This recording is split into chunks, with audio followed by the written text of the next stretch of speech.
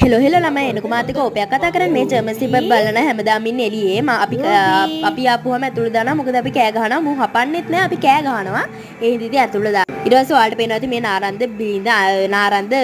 පැණි දොඩම්ට අනේ වන්ද මම ඒව අහන්න ගියේ නෑ ළමයි ඒව ඉදුණාට පස්සේ කඩාගමු මේ වගේ ලස්සන වගා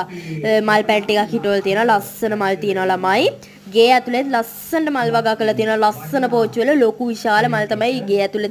තියලා තියෙන ලස්සනට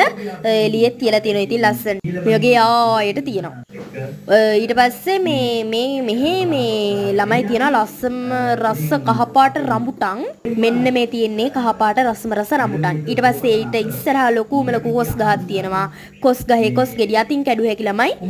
ඊට පස්සේ චූටි පුටුවක් තියලා උනත් උඩ චුට්ටක් උඩ තියෙන ඒවා චූටි පුටුවක් උනත් තියලා කැඩුව හැකි උඩම තියෙන ඒවා නේ ඉතින් කෙක්කකින් තමයි කඩන්නේ යටත් කොහම හරි ඇදිලා තියෙනවා එහෙනම් ළමයි මං අදට ගිහින් එන්නම් අද අපේ ඕපි ඉවරයි මෙන්න මේ විදිහට ලස්සන වගාවකින් තමයි අද අපේ ඕපි ඉවර වෙන්නේ එහෙනම් හැමෝම පරිස්සමින් ඉන්න බයි